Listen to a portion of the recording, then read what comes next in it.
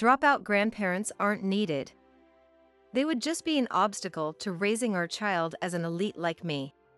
Gertrude, my brother's wife, said with a smirk, her words dripping with disdain. Even my only hope, my younger brother Nevada, had been brainwashed by Gertrude into holding prejudices against dropouts. I can't stand how these two look down on our beloved parents. Being a dropout doesn't change anything. They built a house, worked until retirement, and are living a happy life. Don't worry. Bad people always get what's coming to them. My name is Lucia, and I'm 41 years old. 3 years ago, my brother Nevada got married and moved out. Now, I live with my retired parents. Even in their 60s, my parents are still full of energy, tending to their garden and actively participating in community volunteer work. A month ago, Nevada and Gertrude had their first child. Today, they're bringing the baby to visit us for the first time. Her first debut. My parents are so excited to meet their first grandchild. Dad, let's get some steaks. It's a celebration, so let's buy a cake too. What does Gertrude like? If she's breastfeeding, she might have dietary restrictions. Good point. Maybe we can send them home with some snacks that keep well. With these thoughts, my parents left early in the morning to go shopping.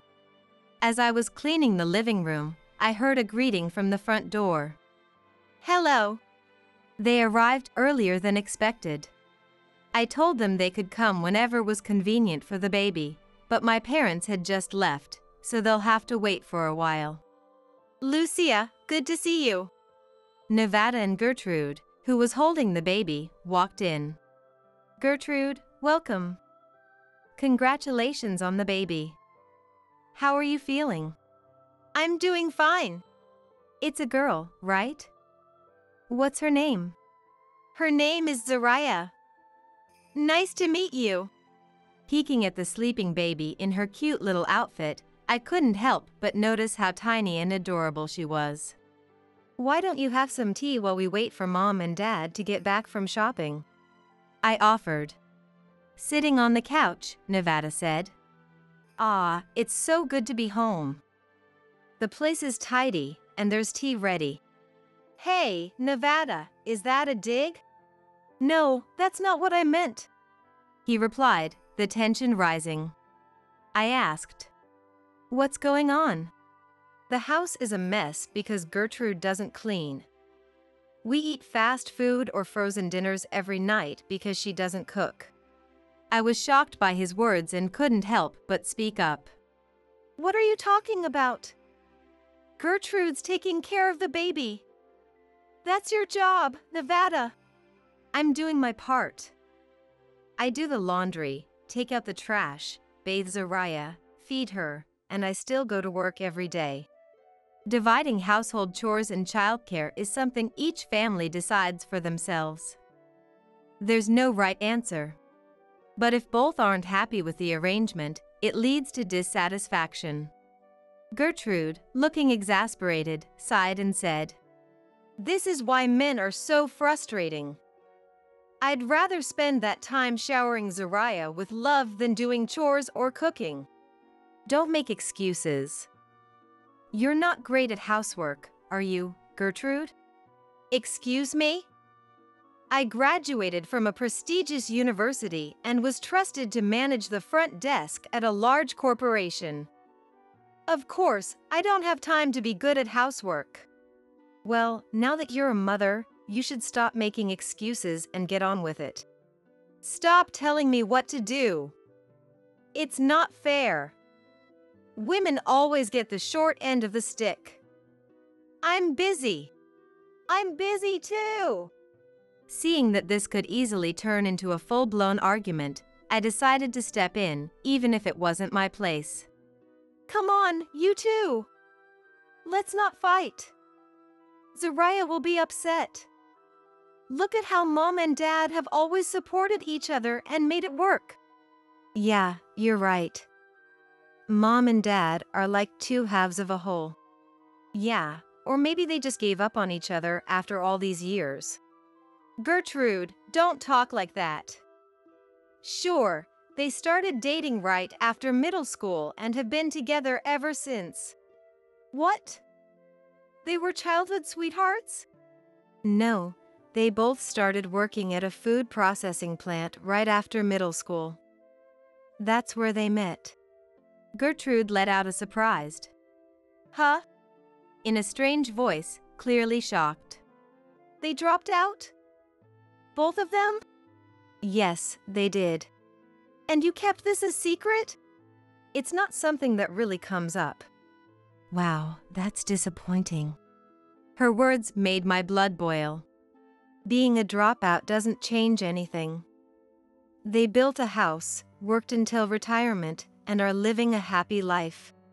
Gertrude, with a condescending smirk, said, "Lucia, I'm sorry, but I guess an elite like me just wouldn't understand." Lucia, I'm sorry, but I guess an elite like me just wouldn't understand. What elite? I wanted to shout.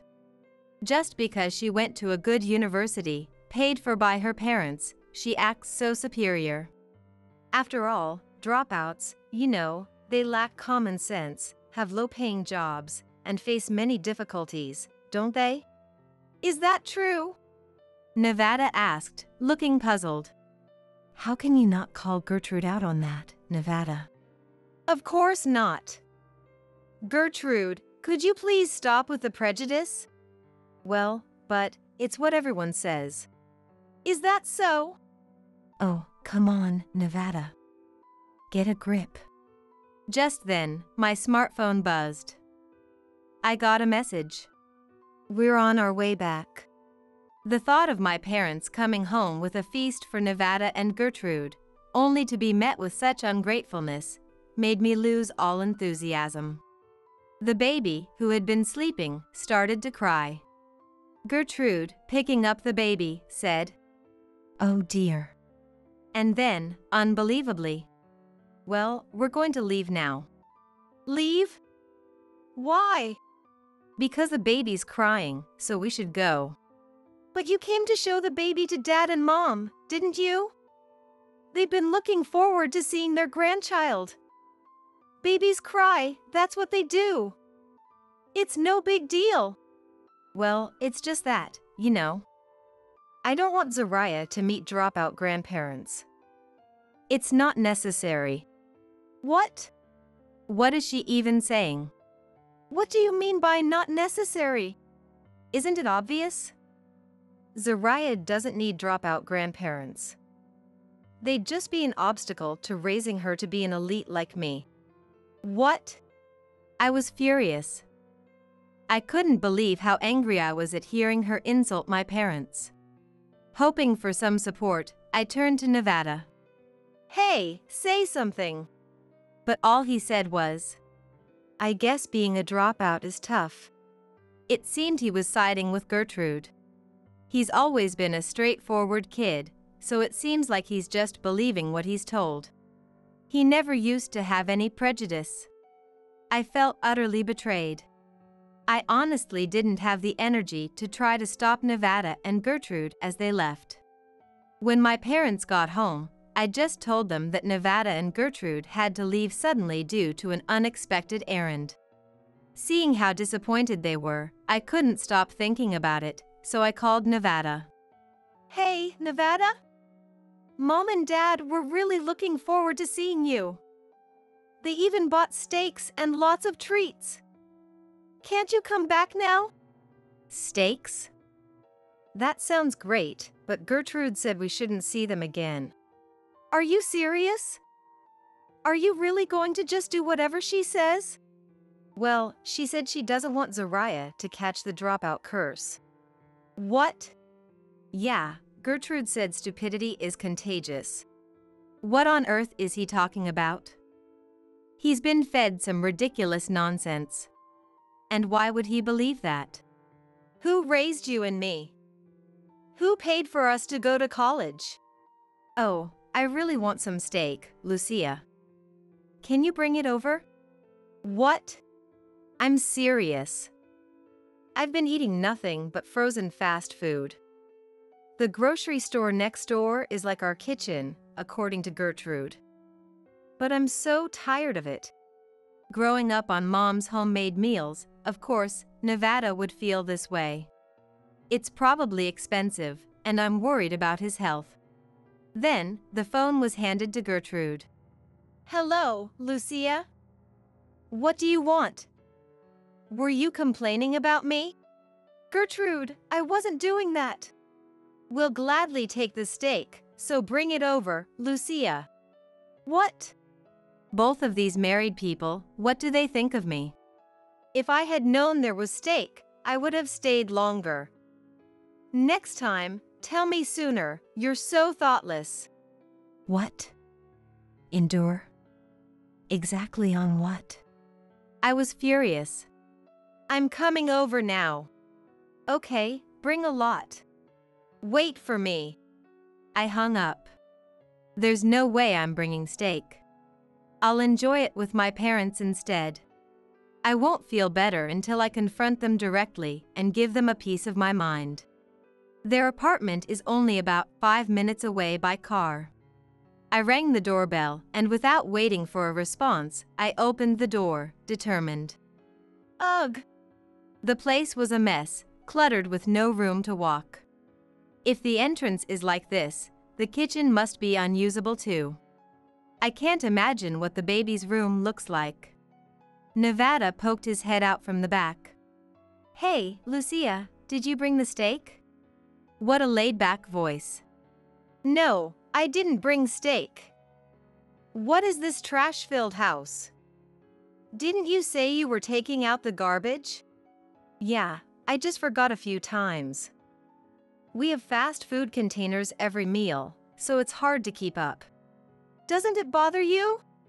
Gertrude doesn't care, so I figure it's fine. I'm pretty easygoing, you know. How did it come to this? I was shocked by Nevada's carelessness. Doesn't he have any sense of responsibility as a father? Where's Gertrude? She's next door. She said steak needs wine, so she went to get some. What? I think I'll have a beer. There's a newborn in the house, and you're both drinking? What if something happens? Nevada looked like he didn't understand what was wrong. I've had enough. I headed to the grocery store next door. The moment I saw Gertrude coming out after paying, I lost it. Gertrude! Oh, Lucia, where's the steak? Do they think I'm some kind of delivery service? Gertrude, what is up with that house? Huh? Oh, you delivered it to the house? I said I'm not a delivery person. There's a baby in there, but it's filthy with trash and dust. That kind of environment will make her sick. Ugh. Gertrude let out an exaggerated sigh, clearly annoyed. Could you stop meddling in other people's homes? Everyone has their own way of living. Kids of dropouts really don't have any common sense. Kids of dropouts? Then your husband is one too. And let me tell you, Gertrude, you're the one lacking common sense. Lucia, it seems you've caught the dropout curse. Maybe you should go back to high school. Look, say what you want to me. But using the fact that they're dropouts to keep your daughter from seeing her grandparents is just wrong. They're dropouts, living off old age pensions, and they're useless. There's no need to meet them, right? I was stunned, speechless at her words. Thanks for the steak, she said. Thinking the steak had been delivered, Gertrude cheerfully went back home. I was left standing in the grocery store, abandoned.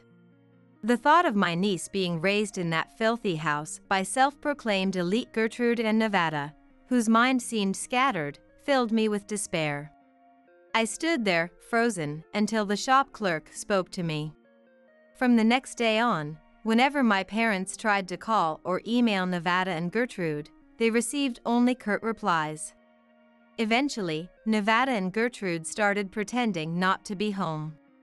My parents, unaware of the situation, were puzzled at first, but a few days later, they began to wonder. Did we do something wrong? And started blaming themselves.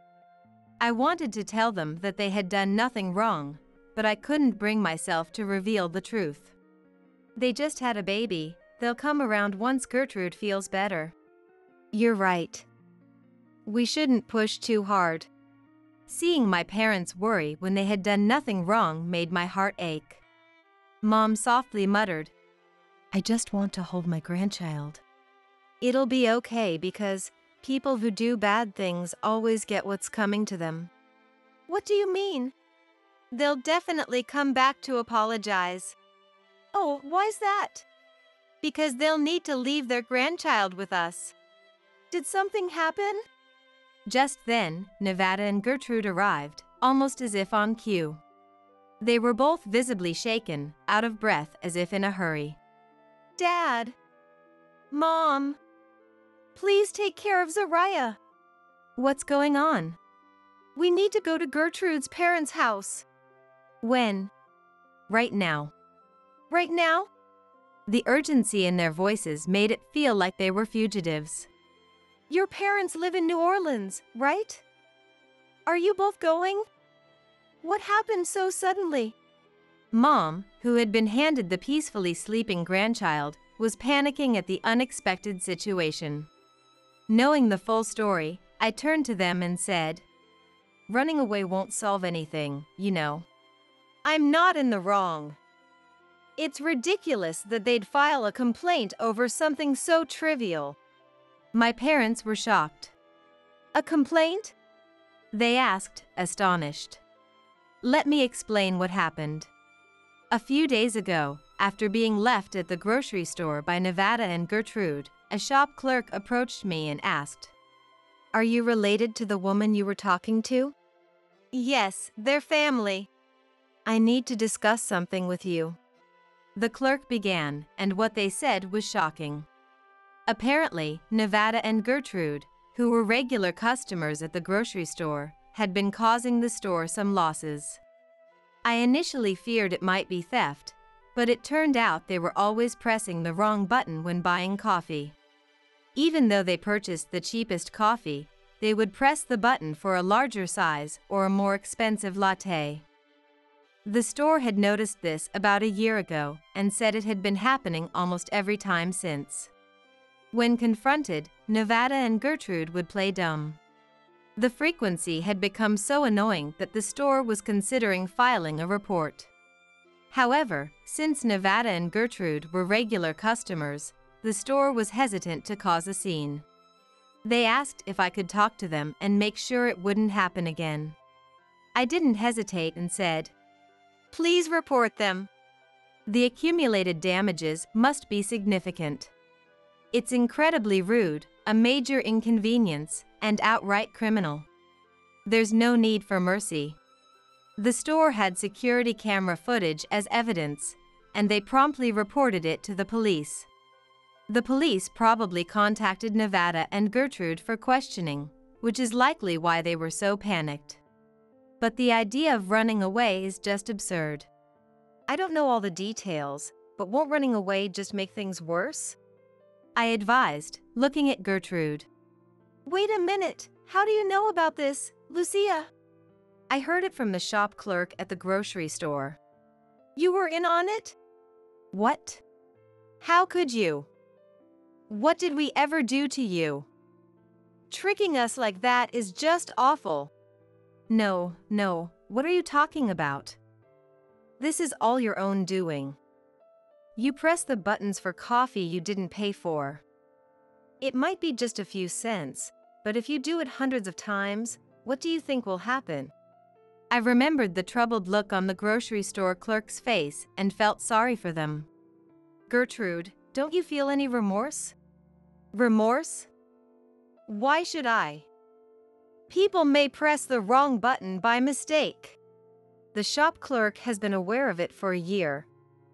Are you really going to insist that you've pressed the wrong button hundreds of times? The clerk doesn't get paid less because of it. They're not really bothered. What are you saying? If no one was bothered, they wouldn't have reported you. Shut up. Stop preaching at me like you're so high and mighty. At that moment, my parents, who had been silent until now, spoke up. Do you really not think it's wrong? Then Dad, calmly, despite the anger he must have felt, said, In that case, you should go to the police station and explain yourself. We'll take care of the child. I was impressed by my parents' calmness, even though they must have been angry. But Gertrude wasn't having it. Don't you order me around. Give Zariah back, she demanded, snatching the baby away. Enough. I won't leave her with you. Gertrude, what are we going to do? Aren't we running? If running away would make it worse, then I'll face the investigation. As long as I have Zariah with me, I'm sure to win. Why's that? Do you really think a mother with a baby this small would be investigated, let alone charged with a crime? Is that true? I was speechless, not just at Gertrude, but at Nevada too. How can they only see things in a way that suits them? It was clear they had no intention of reflecting on their actions. As the two of them left without even saying goodbye, Dad sternly warned, Don't drag your grandchild into this. But they didn't even look back. Mom's shoulders slumped in despair. I thought she was upset because she had only held the grandchild for a moment, but instead, she lamented. Was Nevada always this foolish? Did we raise him wrong? I thought to myself, Mom, I think it's Gertrude's fault. According to her, stupidity is contagious. A few hours later, we got a call from the police station. It seems Nevada and Gertrude had done something foolish after all. Of course, just because they had a baby with them didn't earn them any sympathy, and they were indeed questioned. And predictably, they caused a scene, kicking up a fuss. I can just imagine them yelling over some grocery store coffee, or everyone does it. Apparently, they even tried to leave on their own, so the police had to take them into custody. What were they thinking, turning this into an even bigger mess? They're truly a disappointing married couple. They said the baby could be placed in an infant care facility, but if possible, they'd prefer a relative to pick her up. Of course, I went to get her. Even in this situation, Gertrude remained defiant. What did I do wrong? Get me a lawyer. I couldn't understand why she assumed she already had a lawyer, but for her sake, Dad contacted the legal advisor from his former company. Apparently, they're now drinking buddies. Gertrude continued making excuses and acting arrogant, but the lawyer sternly told her, This is embarrassing as an adult. You need to reflect on your actions first. Finally, she seemed to calm down. It appears that this self-proclaimed elite, who never rose above a receptionist, does listen to a lawyer. Maybe if she knew Dad was the one who called him, she might listen to Dad as well. Mom, on the other hand, seemed to enjoy holding her grandchild as much as she wanted. She was delighted to change diapers and feed the baby. After that, I took Zariah to the pediatrician because I was concerned, and they scolded me at the hospital. If this continues, she might develop allergies. If this continues, she might develop allergies. Mom came back home with a pale face. They asked me if she had been in an unclean environment. They said she has skin irritation, diaper rash, mite bites, and she's coughing because of the dust. Of course, I knew exactly what they were talking about, but I stayed silent. If Mom, who is a clean freak, found out about the state of Nevada and Gertrude's apartment, she might just faint. They said she's underweight. We need to feed her more. Zariah, let's drink up. Grow big, grow strong. Watching Mom gently feed Zariah, I realized that I must have been cared for in the same way, and it made my heart swell with emotion. Nevada and Gertrude returned 3 days later, looking completely worn out. It seems they had been fighting, and their relationship had become extremely strained. They were probably trying to shift the blame onto each other. Seeing their unrepentant attitudes, Dad delivered a final blow. Just because you grow up doesn't mean you automatically become an adult, and having a child doesn't automatically make you a parent. Don't act like you're capable when you can't even manage the basics. Even preschoolers know that lying is the first step to becoming a thief. You two are worse than preschoolers. Huh? Preschool? Go back to preschool and start over. For all her talk about dropouts, it seems Gertrude might not even be preschool material. Mom, holding her grandchild with a stern expression, said to the now defeated-looking pair, "Zariah may be a small baby now, but she's a person. If you're her mother, then act like it. She's your child, but she's also my precious grandchild." Mom then calmly explained everything the hospital had told her. Gertrude, now thoroughly deflated, quietly listened. Nevada, who had been listening too, then said, "If we keep living in that apartment, Zariah might never get healthy." Nevada, what do you mean by that? Well, our place is filled with trash. In the end, the truth about their messy apartment was exposed to my parents. I had kept quiet for Mom's sake, but maybe it was better for her to know. Unless Gertrude suddenly became a housekeeping wizard, this wouldn't be solved. Apparently, Mom screamed the moment she saw the inside of their apartment. "This is no place for a baby to live. It's a matter of life and death. Until the place is cleaned up, I won't let Zariah go back." Faced with such serious concerns about their child's life, they had no choice but to agree. Even though they were a bit sulky about it, Mom urged them on, saying, "If you don't hurry up, Zariah will forget who you are." So they started cleaning. Their first goal was to throw away the piled-up garbage, open the windows, and get some ventilation going. Just imagining the situation made me shudder, and I couldn't even guess how long it would take to clean up. About a month later, after finally finishing the cleanup, Gertrude came to pick up Zariah. "Please give Zariah back to me," she said, glaring resentfully at Mom. She didn't even offer thanks, nor did she seem repentant at all. I said, "Gertrude, it looks like your place will be a mess again soon. Gertrude, it looks like your place will be a mess again soon." "What?" "No, it won't be," I shot back at her tense face. "Nevada told me. You couldn't clean it yourself, so you hired a professional cleaning service." "What? He told you that? I can't believe it.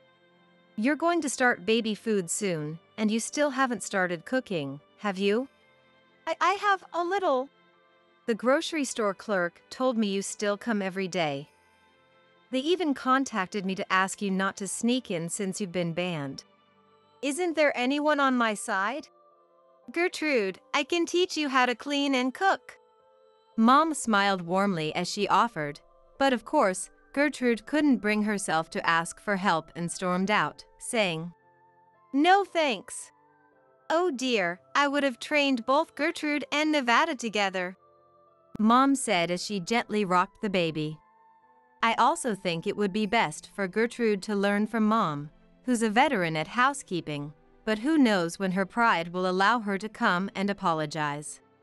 3 months later. In no time, the apartment became a mess again, and Nevada and Gertrude continued their lazy lifestyle. They're so irresponsible that they can't even take care of themselves, let alone look after a child. Believe it or not, Gertrude started working just to have an excuse not to do housework. She got a job as an office clerk at a shipping company. Given her self-proclaimed elite background as a receptionist, it seems that the only skill Gertrude truly possessed was sitting around and smiling. She couldn't do anything else. With her high pride, she wouldn't listen, wouldn't bow her head, and lacked even basic common sense. Unsurprisingly, she got fired in no time. Even so, I admire that she had the nerve to say, "A company that doesn't recognize my worth? I don't need them." Next, she started working in a pastry shop, in production. She couldn't wake up early and was late every day. It's just a matter of time before she's fired again. I really wish she would stop causing trouble for society. Meanwhile, they left their child with my parents the entire time. For someone who once said she wouldn't let her daughter meet high school dropouts, it seems she dislikes housework even more. I just can't understand it. I can't, in good conscience, send my niece back to that apartment for the sake of her health. I was the only one upset, thinking they were using our parents' home as a daycare. But Mom and Dad seem to enjoy taking care of their grandchild every day, as if it's making them younger. Even today, Mom is lovingly holding her granddaughter. Grow up big and strong, stay healthy, and grow up big.